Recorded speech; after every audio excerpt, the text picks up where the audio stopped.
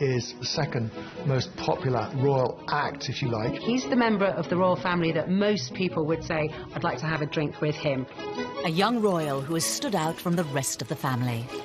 Harry is very accessible. He's very cheeky, he's very funny, he plays around with the press, and he's very naughty, and I think Britain adores him. But behind the smiles, Prince Harry has had to face unique difficulties. From his parents' very public marriage breakdown. Harry was very often devastated by what was so public.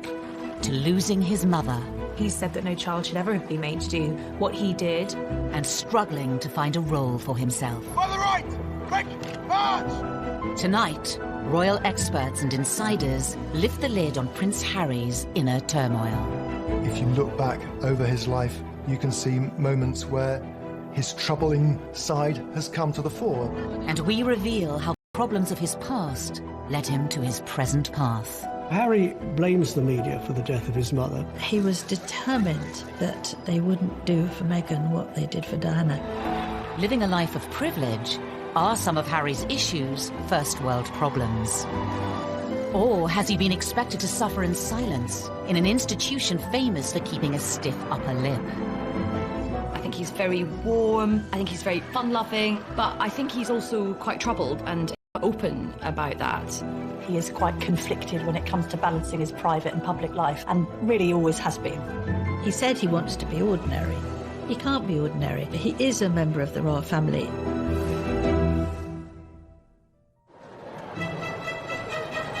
The 15th of September, 1984. The nation was at fever pitch for the birth of Prince Charles and Princess Diana's second child. Britain loves birth for a royal baby. Charles and Diana were hugely popular, and everybody wanted to see whether they were going to have a little girl or a little boy.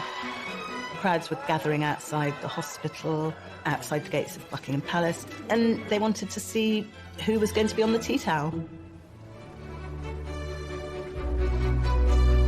The guy was christened in this. Looks remarkably well despite it. From the beginning, the spotlight was on the young Prince Harry. For Diana to have another child in fairly swift succession was of course joyous, and then when the child grew up and had ginger hair, and I think even from an early age has been quite cheeky with photographers and seemed to be quite contrasted to William in his temperament, there was of course excitement about him. When it comes to dealing with the press, Prince Harry has a style all of his own. Harry sticking his tongue out at one of the sort of stuffed shirt automatons. Here's a royal who seems to have a lot of personality, even as a little child. Some labelled it as cheeky, some as rude. Those people thought it was delightful. It was quite endearing when he was a young boy, really came to colour the way his views of the press were shaped.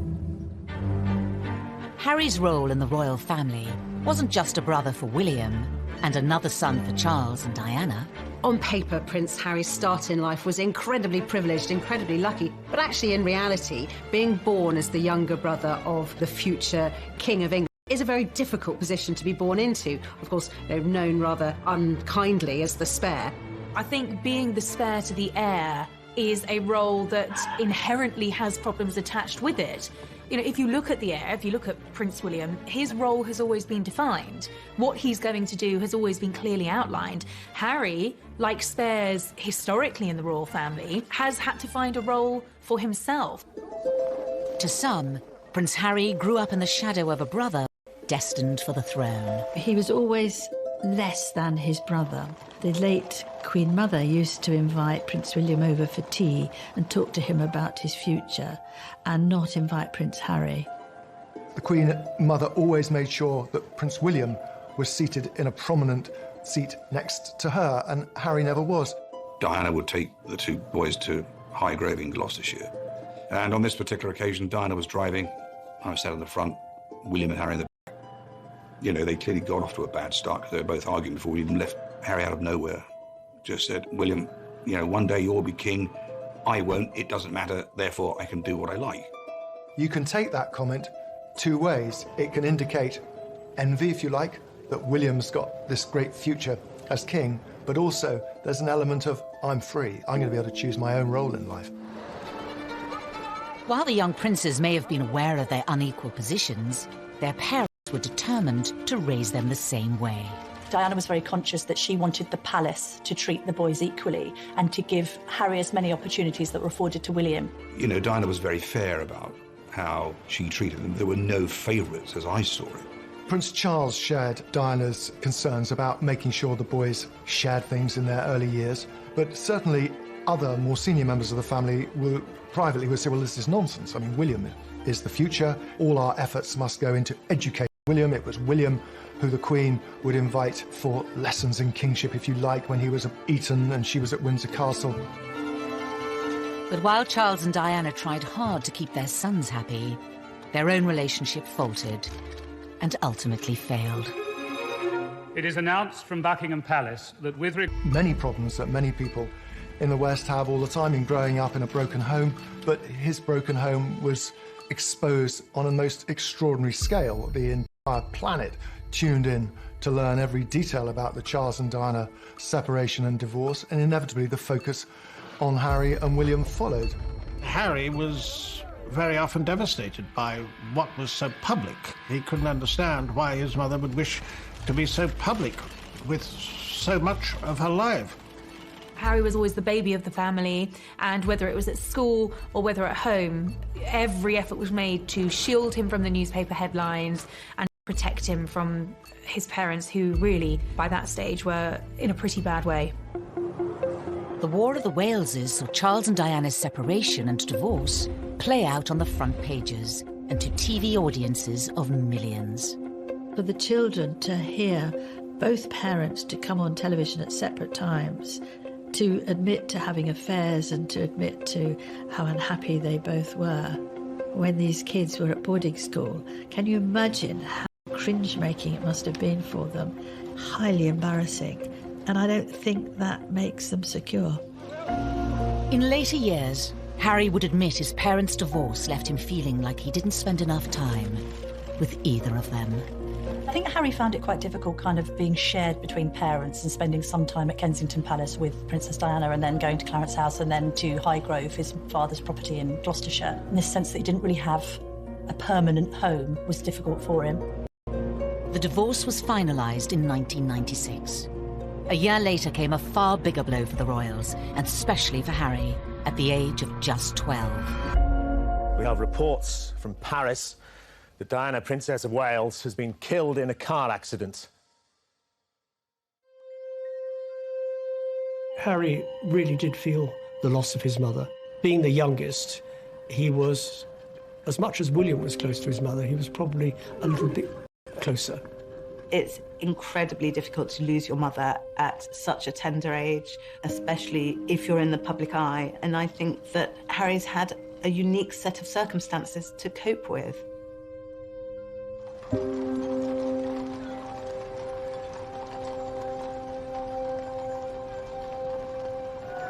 Less than a week after Diana died, her funeral was watched around the world by around 2.5 billion people.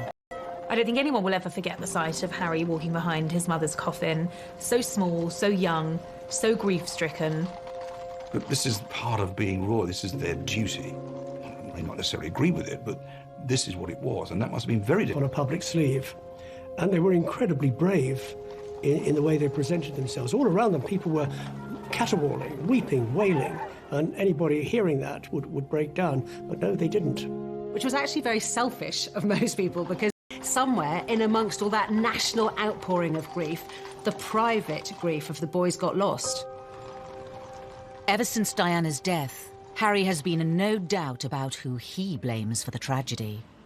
I think it was inevitable that Harry blamed the press for the death of his mother. In fact, it was much more grey. There were a lot of photographers outside the Ritz Hotel, but both Diana and Dodi chose to go out that evening. Being part of this family in this role, in this job, every single time I see a camera, every single time I hear a click, every single time I see a flash, it takes me straight back. So in that respect, it's the worst reminder of her life as opposed to the best. For 2 decades, Harry said very little about losing his mother. But in recent years, he has lifted the lid on the emotional turmoil he's been experiencing. He said that no child should ever have been made to do what he did. The experience of that, the trauma of losing his mother, has culminated in years of personal crises for the prince, something that he's struggled with in adulthood. And I think, having spoken so openly and courageously about the impact that losing his mother had on him, we now do have some understanding on just how much that has shaped him. Harry revealed he had been seeing a mental health professional to help him with his grief. It was a big surprise when Harry came out and said he'd had these mental welfare problems, the fact that he'd sought help, treatment. We learned that it was William who had not forced him, but said, you've really got to get some help here. We also learned that he'd taken up boxing to try and control his aggression, and the aggression was a consequence of his mourning, and he was still dealing with his grief over his mother's death. But it would take nearly 2 decades for Harry to seek help. In the years after Diana's death, the young prince would deal with his troubles in a very different way. The sadness and the grief would make him behave in a very inappropriate way. He had problems with excessive drinking and also problems with drugs.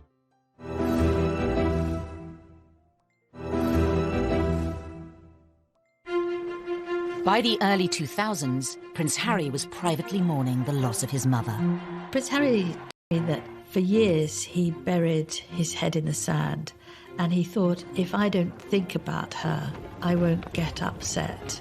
And he did this. He was gaining a reputation. The party prince, the playboy prince, the hard-drinking prince. The first time I ever met Prince Harry, he was at a nightclub. It was the year of his A-levels. He was meant to be at home revising, and he was at the Kensington Roof Gardens, knocking back vodka shots, smoking Marlboro Lights, surrounded by a group of gorgeous blondes. That was Prince Harry. Harry's wilder side had emerged even before reaching his A-levels. A newspaper had been passed details about Harry drinking, being involved in lock-ins in local pubs, and smoking cannabis on occasions too. You can really understand how a lonely, privileged, unhappy prince would end up drinking and smoking and taking cannabis to fill those hours and to hang out with people who he thought really liked or even loved him. 16-year-old Harry was made to visit a drug rehabilitation clinic by Prince Charles to educate him on what could happen if he didn't change his ways. But just a few years later, it wasn't country pubs Harry was visiting. There had been a series of photographs of Prince Harry falling out of nightclubs late at night with various girls and all the rest of it. He was clearly in party mode. In 2004, Harry had an altercation with a photographer while leaving a West End nightclub.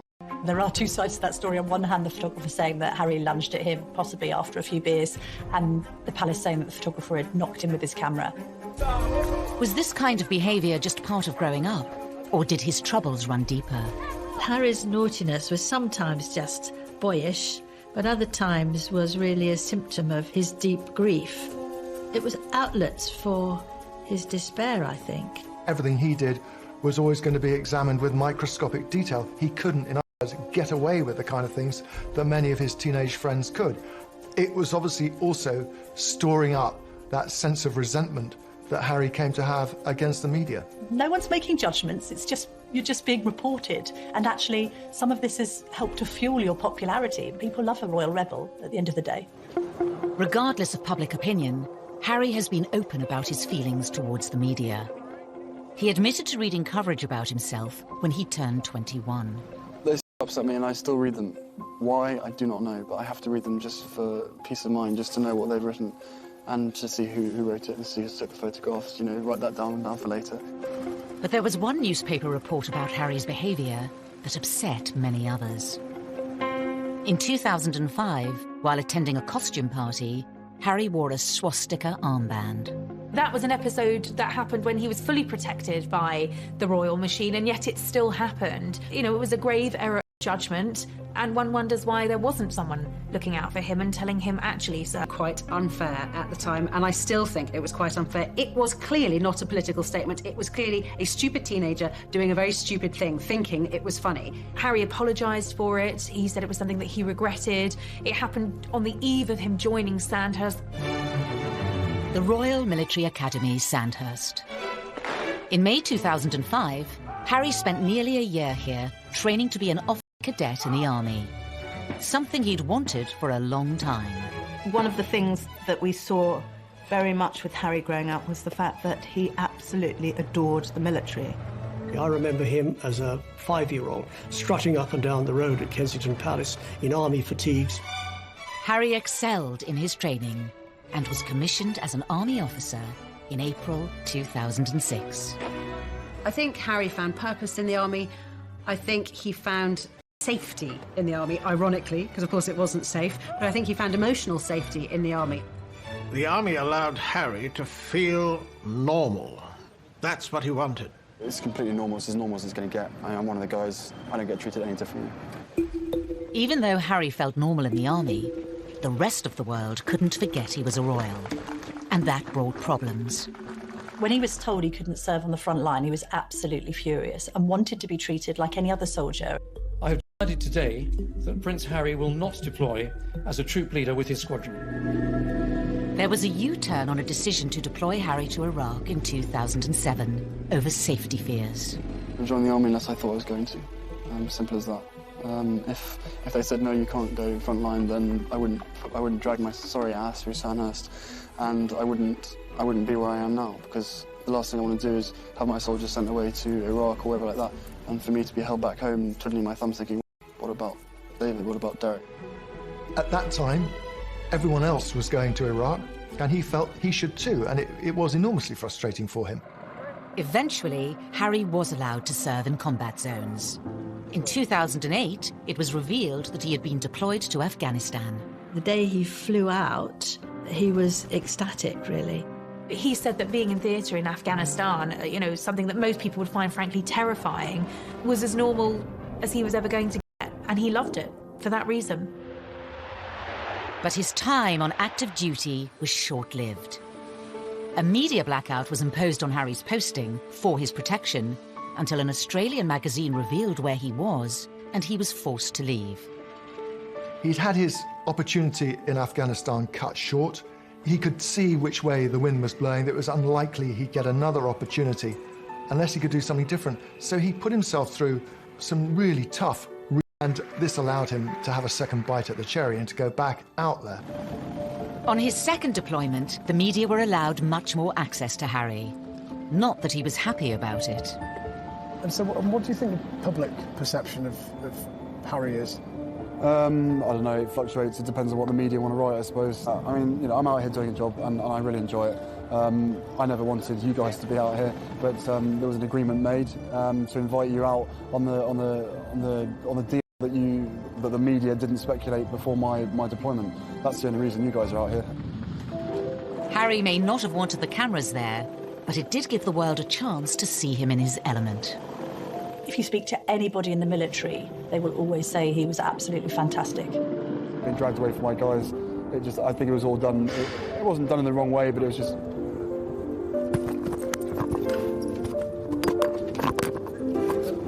This was Harry doing what he did extremely well, but also doing what he was always keen on doing.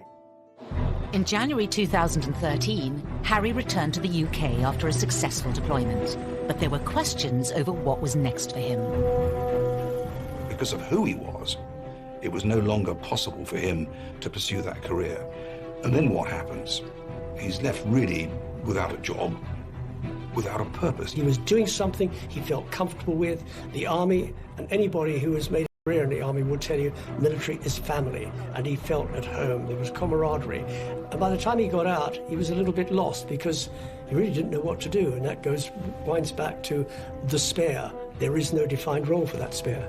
Because he certainly wouldn't contemplate an army desk job. He's not the type of person who would fit in to that, and therefore there was a huge question mark. What would he do next?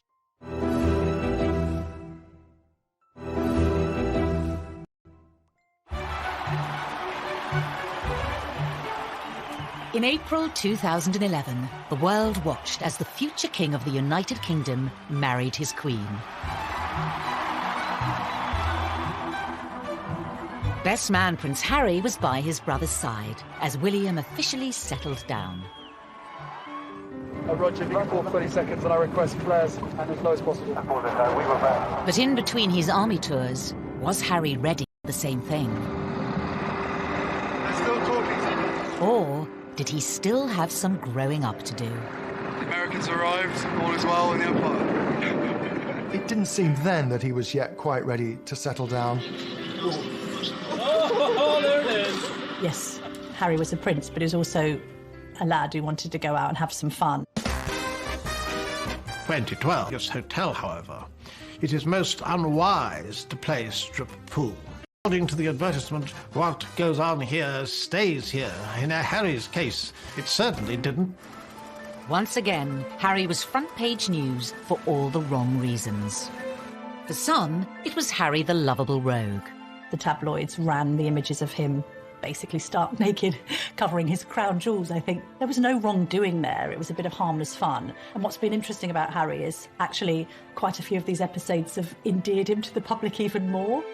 But Harry was still struggling to reconcile the role he had been given at birth and the man he was becoming. Probably let myself down, let my family down, let other people down, but at the end of the day, you know, I was in a private area and there should be a certain amount of privacy that one should expect. But, you know, it was probably a classic example of me probably being too much army and not enough prince, is a simple case of that. After Harry's second tour of Afghanistan, he found a way to combine being a prince with his passion for the military. Your stories move, inspire and humble us. You prove that anything is possible if you have the will. Welcome to the Games. Welcome to Invictus. He founded Invictus Games, helping disabled and wounded men and women from the services. Invictus was also a way for Harry to address his own troubles, as Angela Levin discovered when she interviewed Prince. I said, well, my first question, Your Highness, is that I've seen you on so many occasions with people who are damaged, with the young, teenagers, ex-servicemen and women, and you are completely brilliant with them. You know what to say and the way to say it. And I wondered whether you were using these occasions to also help yourself with your own mental health issues. Absolute silence. And I thought, help, I'm going to be thrown out. Ages. And then he said, that's a really big question. Silence. Wait, and he said, you're right, of course. He felt that he was helping others who were probably suffering the same as he was, because those in the Invictus Games, they're also suffering. This was Harry's way, undoubtedly, of continuing links with the military, which he wouldn't do from a desk job, but wanted to do in the wider world, following his mother's footsteps as well for charitable activities. Harry had created an outlet that gave him a purpose and allowed him to help others. But what about his private life? His relationship with his brother was always close. Every year we get closer, and we've even resorted to hugging each other now, after not seeing each other for long periods of time. But he talked about anything, and we understand each other, and we give each other support, and everything's fine. They were two peas in a pod. They looked out for each other. My brothers not lovers. There's a difference. For some, Harry gaining a sister-in-law highlighted the need for him to move on and find his own partner. Inevitably, there was sort of a little bit of gentle mockery about him as a sort of the third person in the marriage of William and Kate on this occasion, of course, because they were so close, they did things together. There's just an awkwardness to that scenario, a couple trying to carve their own path as newlyweds, and then a prince who's got a great deal to offer, and which takes precedence, and who's more popular when it comes to the press, and how does that work in tandem? So I think there was always friction in that regard with the three of them. I think what changed things for Harry was William having his own children, and Harry looking on at Kensington Palace where they were neighbours, and thinking that he probably wanted that for himself. It's fantastic to have another addition to the family. I only hope my brother knows how expensive my babysitting charges are. It was always inevitable that Harry was going to want to live his own life. Oh, put some effort in. It's the wizard, never the wand. But for Harry, finding a princess of his own would prove difficult. The first love Chelsea Davy, the girl that he met in South Africa, who he fell head over heels in love with, she had 8 years to look into the goldfish bowl of royalty and to realise absolutely this wasn't the life for her. He lost Chelsea because she didn't like to be in the spotlight. Harry was disappointed, but he was very much younger, and this was probably his first love, and probably a love that was not going to go anywhere. That was swiftly followed by a relationship with Cressida Bonus, who was a budding actress. And she, too, didn't like the idea of media intrusion. The media's got a knack of destroying relationships, and she didn't like media intrusion and really did want to pursue her acting career, and she walked away. For years, Harry was troubled by his position and the scrutiny that came with it, which would scare women away. And it's quite sad when he's one of the world's most eligible bachelors, and at the same time not seeming to be able to find somebody who will take on the job of being in the public eye. There is this sense that they loved him but didn't love the idea of being royal. Then Meghan Markle entered Harry's life, offering him a genuine chance at happiness. After rumours of a relationship, the pair appeared in public together for the first time in September 2000. Different in many ways. She had a degree of fame and had lived through that herself. She was incredibly accomplished as a public performer, as an actress. It gave her great confidence. She seemed incredibly secure in herself, and she was that much older than these girls that had gone before. She'd also, of course, been married, which added an entirely different layer to the relationship.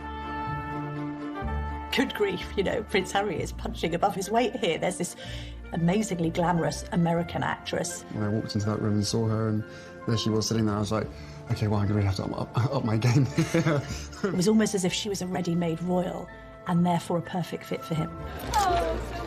In this strong, striking, confident woman, there was actually someone who was very capable of handling the pressure and the scrutiny of being in the public eye. That was something that neither of his two girlfriends had been willing to take on. But the scrutiny would soon affect Prince Harry and his new girlfriend. He issued an unprecedented statement saying, Meghan Markle has been subject to a wave of abuse and harassment. I did not have any understanding of just what it would be like. I don't think either of us did that. We both said that, even though we knew that it would be. Yeah, I tried to warn you as much as possible, but I think both of us were totally surprised by the reaction after the first 5-6 months when we had to ourselves. You could see that the old thorny issue of Harry's relationship with the press was raising its head again. Quite a lot of the press was very, very charged about her background, headlines like Straight Out of Compton and all of this kind of thing. There was quite an unpleasant tinge to it. There has been some very negative publicity given, and some of it marginally racist, which is unacceptable. Not everything that was troubling Prince Harry was in print or written by journalists. Horrible, horrible stuff on social media, and I'm sure they weren't scrolling through it all the time, but you will see the stuff. You know, they're modern young royals. Of course they're going to be on social media. This time, though, the relationship survived. Harry asked Meghan to marry him. What are we doing? Just roasting chicken and having Trying to roast chicken. Trying to roast a chicken, and it was just an amazing surprise. It was so sweet and natural and very romantic. He got on one knee. Having watched Harry grow up, the public saw this as the moment to put his past behind him. They wanted Harry to be happy. They adored Harry, and they wanted him to be content and find the right person. Well, I think that the country were overwhelmed with happiness for Harry. Heartbreaking confessions about how upset he'd been and how he'd struggled with demons for years, coming to terms with the grief of the loss of his mother. And then he should find this remarkable young woman who had such a different background from him, whom he was so clearly in love with. But was this the beginning of a fairy tale, or the start of another difficult chapter for the already troubled prince? Things were said and done in the run-up to the wedding that both sides regret, but had caused irreparable damage.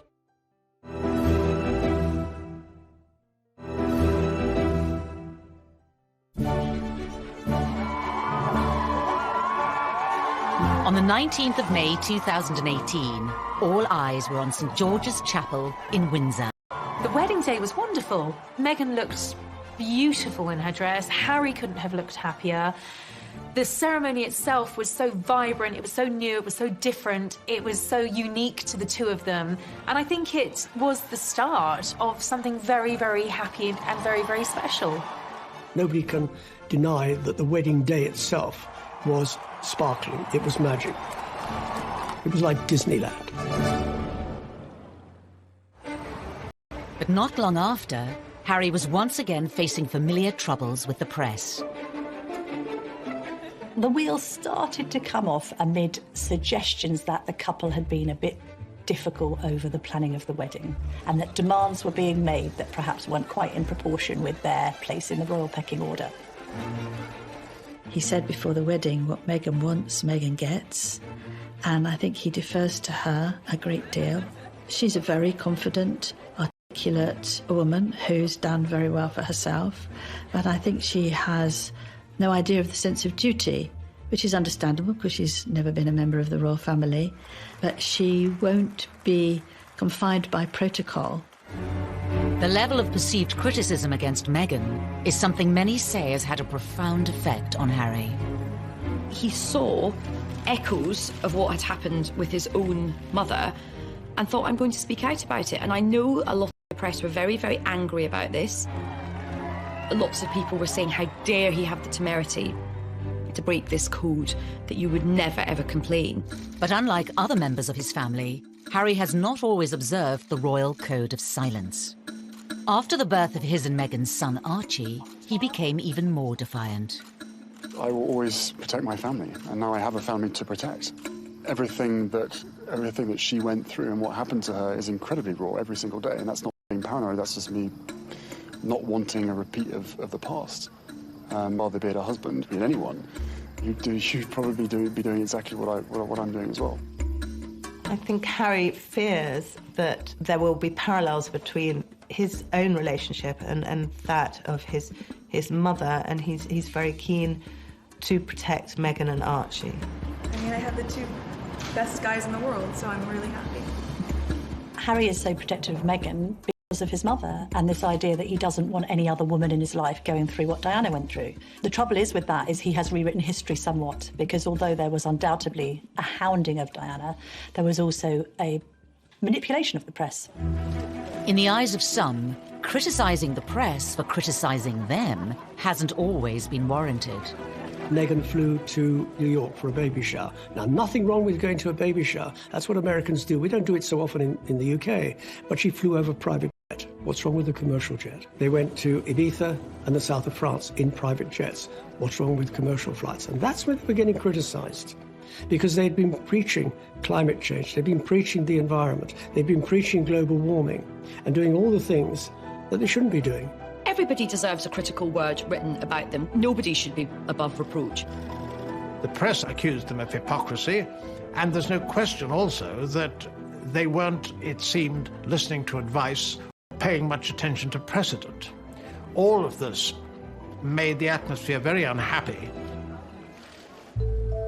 While the press levelled criticism in public, behind palace walls, Harry was allegedly facing troubles of a much more private nature. One of the things that unquestionably adversely affected the relations between Harry and William, who were so close for so many years, was a series of rumours after the wedding. William expressed doubts to Harry as to whether or not he was too quick in being engaged to Meghan. There was a brotherly discussion, which I think was voiced out of concern from William, but was misinterpreted as a lack of support. Things were said and done in the run-up to the wedding that both sides regret, but had caused irreparable damage. Was Harry losing the one person he could trust? The brother he was so close to throughout the troubles of his childhood? There are also clearly unresolved issues and a distance between the two brothers that has never been there before. In 2019, the brothers split their royal households. And later in the year, Harry even addressed the rumours of a rift. Inevitably, stuff happens, but look, we're brothers. We'll always be brothers. We're certainly on different paths at the moment, but I will always be there for him, and as I know he'll always be there for me. But, you know, I love him dearly, and, you know, the majority of the stuff is the majority of stuff is created out of nothing. But, you know, it's just, as I said, as brothers, you know, you have good days, you have bad days. The writing was on the wall. It was, in effect, a declaration of independence. The Duke and Duchess of Sussex have announced that they are carving out what they call a new role for themselves. They intend to step back as senior members of the royal family and work to become financially independent. In January of 2020, Harry and Meghan announced they would be stepping down as working royals. Prince Harry and Meghan had been out in Canada over Christmas trying to work out how they wanted to proceed into the future. I think Meghan and Harry decided to step down as working royals because they felt that they were being constrained by the palace system. Once Meghan and I were married, we were excited, we were hopeful, and we were here to serve. For those reasons, it brings me great sadness that it has come to this. This is unprecedented. It is an abdication in all but name. It's pretty seismic for the House of Windsor. There was a sense of being hurried about it, and I don't think the Queen, for one, was quite ready for it to come out as it did. After negotiations with the Queen, it was decided Harry and Meghan would lose the title Royal Highness. They would no longer receive royal funds. The official departure date was set for the end of March. But it seemed Prince Harry was keen for the new chapter of his life to begin. Before giving a speech in Edinburgh, Ayesha Hazarika was the first person to introduce the new, titleless Harry to the world. I met him, and what happened was I was going into the room and I was very unsure about what to call him. I mean, his advisor just said, look, just call him Harry. Just call him Harry. And he's made it clear that we are all just to call him Harry. So, ladies and gentlemen, please give a big, warm Scottish welcome to Harry. I turned him from a prince into a commoner. I have that effect on people. But it was actually very fitting because this was him ending one period of his life and beginning a new period. Harry and Meghan's final royal engagement was in early March, and for some it seemed the prince's troubles were still on display. To common parlance, the Commonwealth Day service was #orcs. There was quite a lot of tension there. There was some interesting body language with both of the brothers studiously examining their programmes and not really talking at all. Meanwhile, Meghan's there with a megawatt smile, trying to make the best of things. The lack of warmth between them was, well, yeah, I mean, from having seen them so close for so many years, it was quite startling. The couple of Harry's troubles remains unclear. We will see whether or not it brings the contentment and the peace that they're seeking. He knows in his heart what he wants to be. He said he wants to be ordinary to me. He can't be ordinary. He is a member of the royal family. Wherever he goes, he will be known as a member of the royal family. It's still unclear how the couple's new life, away from palaces and courtiers, will pan out. The Queen has made it very clear that she would always welcome him back, and the arrangements where they have to drop titles and not receive the sovereign grant and all these restrictions are only for a year, and after that it's going to be looked at again. So they're really under the watchful eye of the royal family for the first year, which they probably don't like at all. The future for Harry and Meghan poses many questions. Will they be free to speak their mind? Recently, Harry was caught off guard by Russian comedians in a prank phone call in which he spoke candidly, unaware it was a hoax. I don't mind saying this to you guys. I think the mere fact that Donald Trump is pushing the coal industry so big in America, he has blood on his hands, because the effect that has on the climate and on the island nations far, far away, again, out of sight, out of mind. I think he's definitely going to be off the leash. I mean, I don't get the impression he's going to be sort of gratuitously, confessing all, but there will come a point where I think the lid will get lifted on this whole saga. Despite his popularity with the British public, Harry has long been a troubled prince. Will his dramatic break from the royal family finally allow him the freedom to start a new life and leave his troubles behind? Maybe it'll work for them. Maybe he'll be a much more relaxed and happier man. They will be missed in the UK. And I just hope they find themselves and they are equally as successful as they have been. There is a great sense of loss, that this is Britain's loss, this is the royal family's loss at the end of the day, and it's North America's gain.